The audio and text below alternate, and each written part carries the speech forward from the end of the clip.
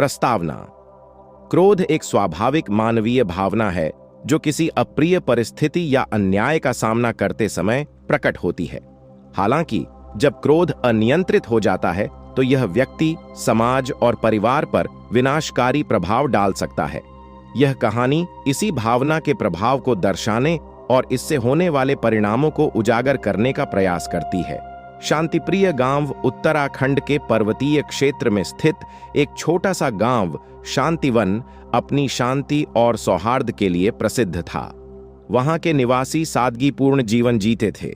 गांव में रामनाथ नाम का एक बुद्धिमान और शांतिप्रिय व्यक्ति रहता था। वह गांव के लोगों के लिए एक प्रेरणा का स्रोत था। रामनाथ के दो बेटे थे, सुमित और अमन। जहां सुमित शांत और धैर्यवान स्वभाव का था, वहीं अमन के स्वभाव में जल्दबाजी और गुस्सा भरा था। गांव के लोग अमन को समझाने की कोशिश करते कि वह अपने क्रोध पर काबू करे, लेकिन वह अक्सर उन्हें नजरअंदाज कर देता। रामनाथ भी कई बार अमन को समझाते हुए कहते, बेटा, क्रोध आग की तरह है। अगर इसे नियंत्रित नहीं किया गया तो यह सब कुछ भस्म कर देगा। अमन का क्रोध एक दिन गांव में मेला लगा। मेले में अमन की दुकान पर एक ग्राहक ने सामान की कीमत को लेकर बहस कर दी। अमन को गुस्सा आ गया और उसने ग्राहक को अपमानित कर दिया। ग्राहक बिना कुछ खरीदे वहां से चला गया। इस घटना के बाद अमन के व्यवहार को लेकर गांव में चर्चा होने लगी।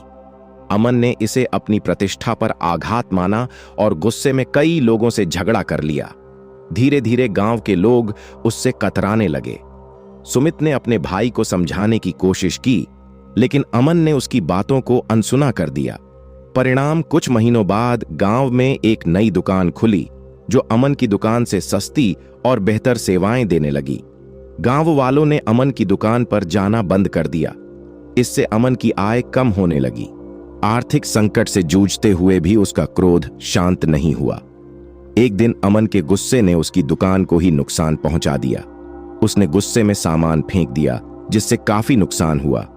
रामनाथ ने यह देखा और कहा, बेटा, यह समय है कि तुम अपने क्रोध पर नियंत्रण करना सीखो, अन्यथा तुम सब कुछ खो दोगे।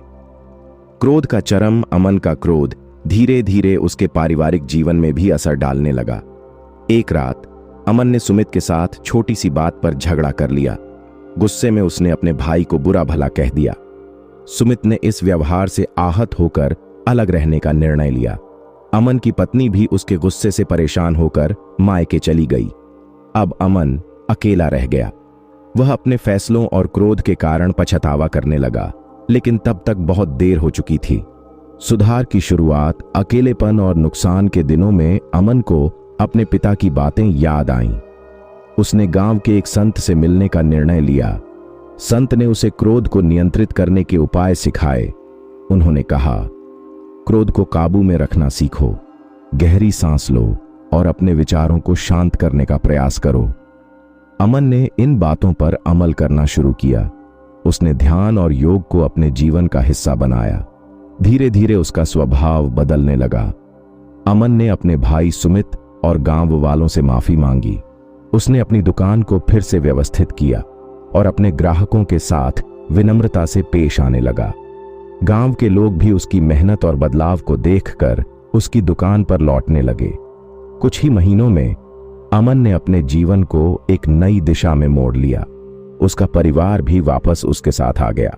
अमन को यह समझ में आ गया था कि क्रोध केवल विनाश लाता है और शांति ही जीवन को बेहतर बना सकती है। निष्कर्ष, यह कहानी हमें सिखाती है कि क्रोध को नियंत्रित करना बेहद जरूरी है। क्रोध एक नकारात्मक भावना है जो हमारे रिश्तों, व्यवसाय और जीवन को बर्बाद कर सकती है। अमन के जीवन का यह अनुभव यह संदेश देता है कि शांति और धैर्य ही हमारे जीवन को सही दिशा में ले जा सकते हैं। शिक्षा, क्रोध एक विनाशकारी शक्ति है, लेकिन इसे नियंत्रित करके हम अपने जीवन को संवार सकते हैं।